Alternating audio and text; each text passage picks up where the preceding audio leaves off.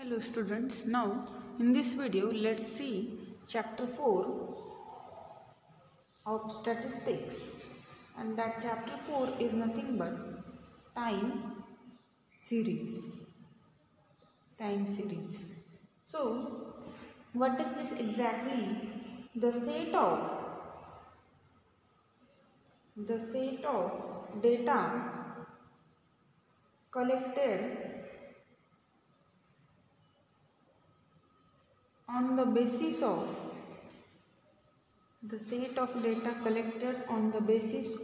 time is called time series, or in another word we can say set of data depends on time. Set of data depends on time is also what? A time series. Now what are the importance of it? Let's see some other importances of it. The importance of time series, the first one, it helps in study past behavior of the data.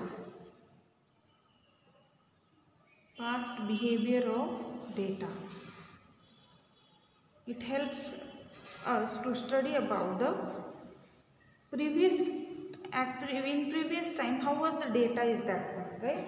Second thing, we can easily forecast future from that. We can easily take a decision about the future from that. That is forecast future. Third one, estimates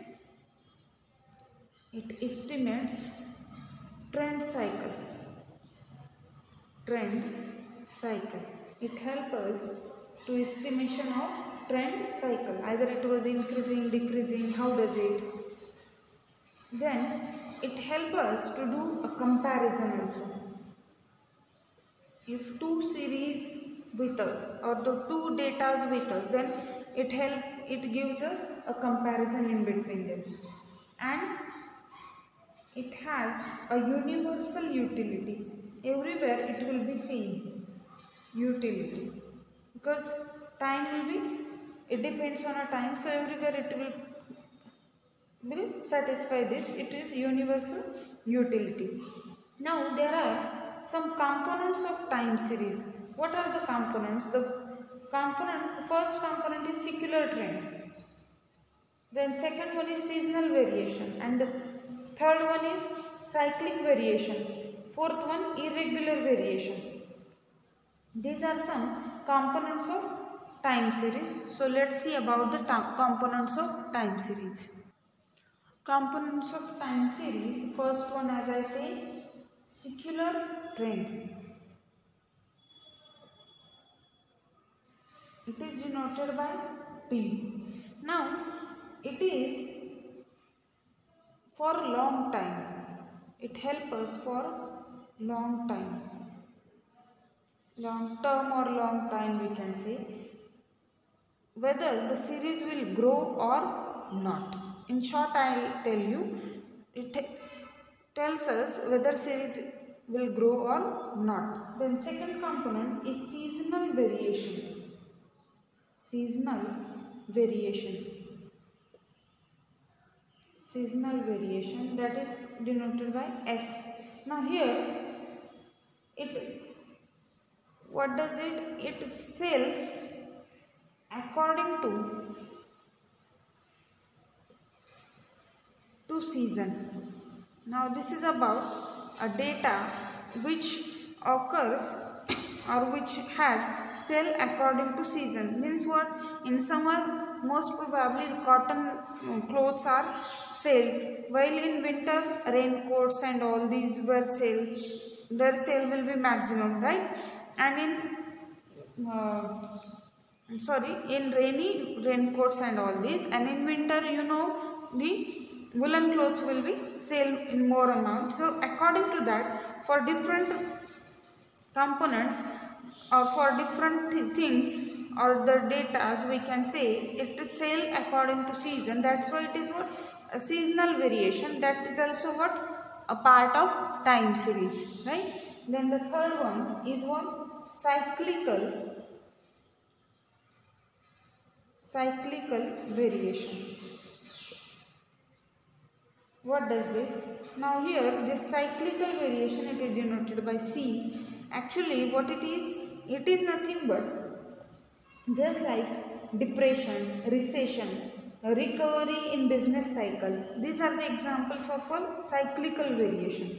Now depression is not for every person always, right? It occurs after few period, right? Then recession is also like that. Also recovery in business cycle, etc. we can say.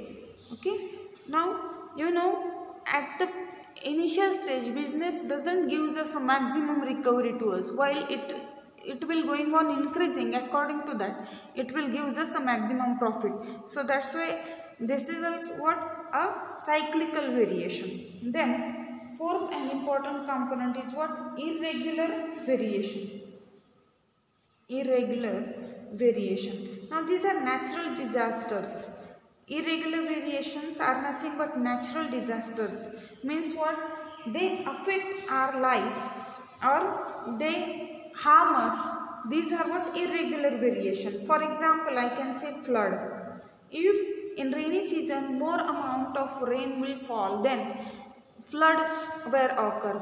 In floods mostly the common peoples will get suffered, right? So because of that they were lose their wealth, health mostly, right? So these are the example of what irregular variation. Also earthquake,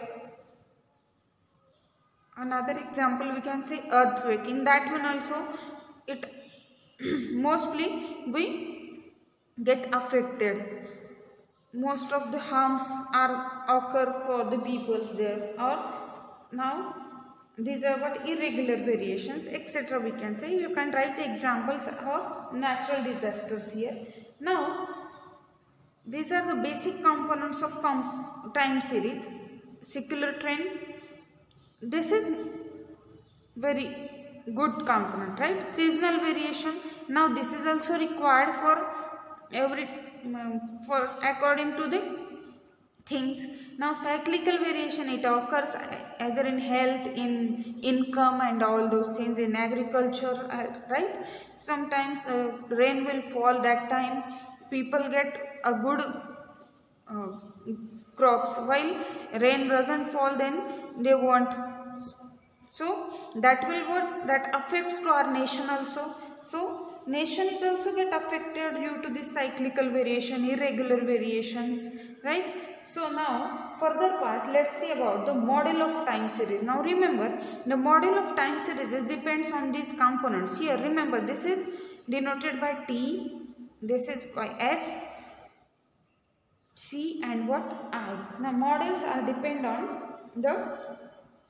these four components. Now let's see the models of time series.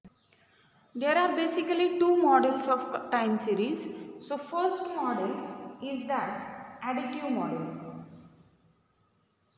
Additive model. Now what does the additive model? It is nothing but outcome will be what? T plus S plus C plus I. You know what are T, S, C and I. T is secular trend, S is seasonal variation, this is cyclical variation, this is the regular variation, right?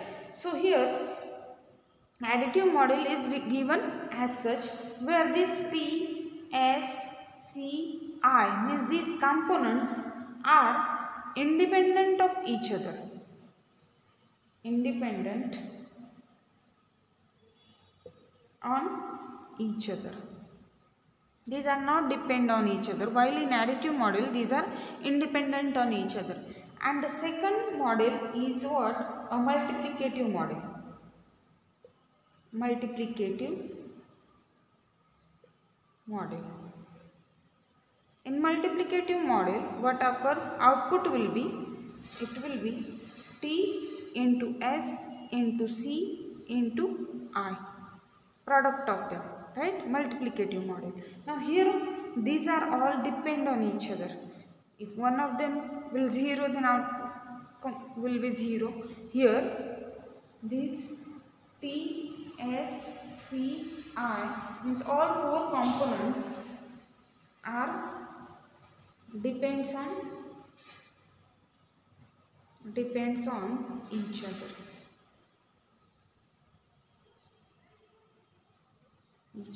Right? So remember, this is a small difference between the models of time series. Now further we have to see the methods of measuring trends.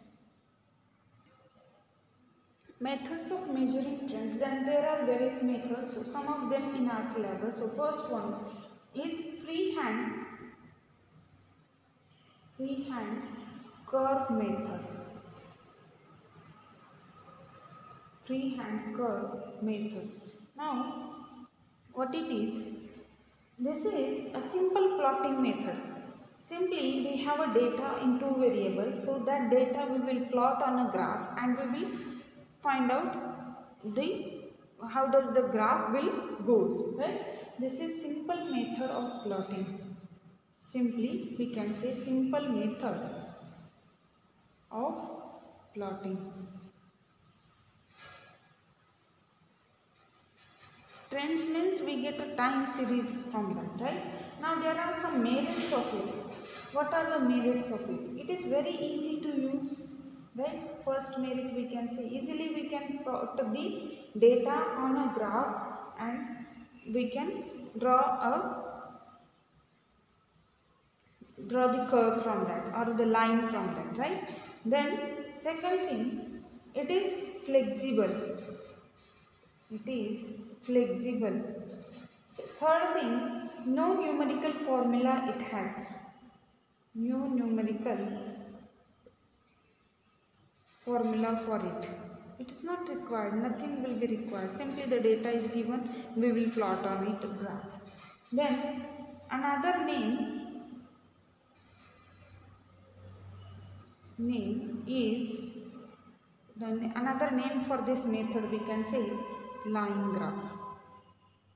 Either we will get a line or a curve from that, but it is basically a line, so it is known as a line graph. Then other methods are also there, so let's see them one by one. The second method will be semi-average method. In that one again two different parts are there. When the number of years are even and number of years are odd. So let's see them. Second method, semi-average method. Semi-average method. Now in that one, first part, when the number of years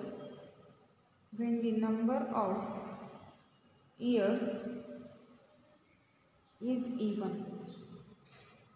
When the number of years is even. For example, let's take year and sales are given to us. Year, suppose 2000, 2001, 2002, 2003, 2004, 2005, 2006, 2007.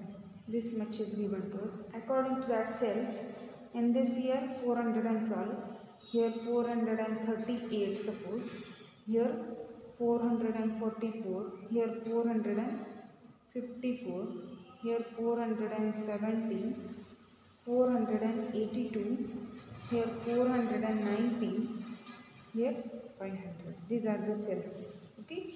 Now Here number of years are even. Look at this. How many years are given? 8 years are given to us. So let's determine total. Now how does total will be done? Now here semi-average. So we will take 4 by 4. Here we will take this 4. And that total is what? 1748. Sum of all these 4. And here also sum will be what? 1942. As such we will do. Then I will form semi-average. I will do sum of half of the part and then I will take an average. That's why it is known as a semi-average. And that semi-average is how much? X bar is what? Is 1007 upon 4. And that value is what here? 437. Now 437 will be where it will be, look at here, 438. So in between these, before this we can say, so that value will occur. And here what is X bar? Here X bar is 1942 upon 4 and that is nothing but 485.5. Okay. So now here we need to draw a graph first and later on we will decide whether that 437 and all those will occur. Okay. So let's draw the graph. Here I have to find middle y. Middle y from it. Okay. So now, okay, look at here, suppose we will draw a graph for it. Here suppose this is 2000 origin, suppose I am taking 2000. Okay. Here sorry, you are unable to look this. This is 2000. This part, this point, right? Origin we will take. Now here suppose I will take 1, 2, 3, 4, 5, 6 and what? 7. Fine. Now on y-axis let's take cells. Up to 500 we have to do. So let me take here 400. Suppose here 420. More than 400 is everywhere, right? 440. 460, 480 and what? 500. Let's see that. Now further let's draw the lines. Now here first of all the what here first point is 412, right? So it is in the year 2000. So 412 will be somewhere here suppose. Okay. Then next point is what? 400 to 2001. It will be 438. So 438 is suppose here. Okay. I am assuming it. You can do it on a graph paper also. Then it will be 444. Okay. Then 454 further. Then 470. So it is somewhere here, right? Then in 2005 it will be 482. Then in 2006 it is 490. So it is much near and it is what? 500. Okay. So how does the line goes? It will goes as such. This is our what? Actual line we can say. This is what? Actual line. Actual line. Right?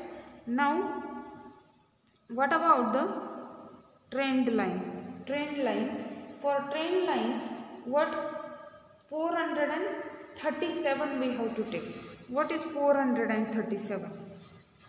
Where does it? It will occur in between 2001 and 2002. So here let me take 437, okay, and another one 485.5. It will be in between 2005 2006. Let's plot it. 2005 2006. So it will be 485.5. So somewhere here it will occur, suppose. Okay. So here simply we have to draw a line from these 2 points. This is our what? Trend line. This is trend line. This is our trend line. Sorry, here I have to write the middle of y. Okay. This is what? A trend line. Now here, what is this middle y? Here, look at this. Here, this is an average of these 437. So this average of sales we have taken. So here, this value 437 lies in between these. It is for these 2 years, right? So I will take a mean of them. So that mean will be what? 2001.5. According to that, this point will be plotted. This lower point of trend line, and the upper point of trend line is the average of these 2. And that will be what? 2005.5. According to that, this second point of trend line will be plotted, and simply we have to draw a straight line in between them. That gives us a trend line here. Now here number of years are what? Even, so we can easily make the even parts of them, and then we can easily determine this actual line and trend line. Now what when the number of years are odd? Look at that. Now when number of years are odd, so for that let me take an example again. Year and profit. Profit, it is suppose given in 1000 rupees. In 1000 rupees, okay. Now year 1981, 1982, 1983, 1984, 1985, 1986 and 1987. Profit is given here 20,000, 22,000, 27,000, 26,000, 30,000, 29,000 and 40,000. Okay. Now here, if number of years are odd, then sometime we need to omit one of them. What we will omit? Look at here. This is 26. Sorry, this is 27. And I will write in front of that year, right? So now here we need to omit one of them. Now here let me take combination of these 3. Let's find their total. Their total will how much? 69, right? And then let again these 3. So here I will do these parts. Here this is what? Omitted. If number of years are odd, then we need to omit it as such. So here, what is semi-average? Semi-average is what? X bar is 69 by 3. It is 23, right? Similarly, here the total is what? 99. So X bar is what? 99 by 3. That will be 33. Now, what about the middle y? Middle y means middle year. Middle year. Middle y is middle year. Middle year is what here? 1982. And what about this 1986? Middle years are these. So again plot these on a graph and check about the trend line and the actual line. So this one we will omit if number of years are odd. So let's write me here 1981, and 0 suppose. So 1981 suppose 82, 83, 84, 85, 86 and what 87. So 84 we won't plot here, we will omit it. In 81 suppose here let me take, this is 20, suppose 20, here suppose 25, 30, 35 and what 40, suppose here 40, as such difference of 5 let's take. So now in 1981 the profit is what 20, so the point will be here. In 1982 profit is 22, so let's take it here. In 83 it will be 27, so it will be here suppose. Okay, in 84 we won't take, we will omit it. It will be below, look at it, it will get omitted. It is 27, here it will be less, so it will be somewhere here, right? So it will be omitted from the line. Okay, in 85 it will be what 30, so increasing we will take. In 85 it is 30, in 86 it will be 29, in 87 it is what 40. So how was the line? It will be as such. Now what about trend line? In 1982 it will be 23, in 82 it is 23. So the same point, right? 22 is that, 23 is here suppose. Okay, and in 1986 it is how much? 33. It will be 33. So somewhere here. So this is our trend line, and this is what actual line. Actual line. This is about the semi-average method. If even years are given, then there is no problem, but if odd years are given, we need to omit one of them. Okay, so now let's see some of the merits of it. Now here the merits of these methods are, we can say, free of bias. Here there is no problem about plotting graph and all, so it doesn't give us either the wrong result, it will give us the correct result. So free of bias. It is also easy to use, right? The trend line shows the trend to us here. There are some demerits also. Now the extreme values affect, this is what affected, this trend line is affected by what? Extreme values, and cyclical variation is what? Ignored here. Okay, that part will be here. Semi-average method merits. As I say, first, free of bias. It gives a fixed result. It doesn't say means possibilities are not there. So free of bias. Second, easy to use. Easy to use. Third, we can say trend line shows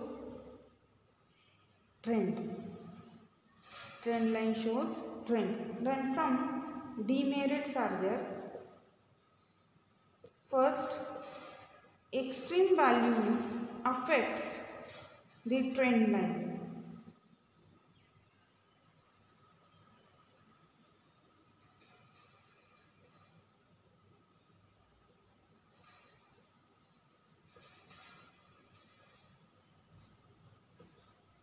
And one more, we can say cyclical variation is ignored here.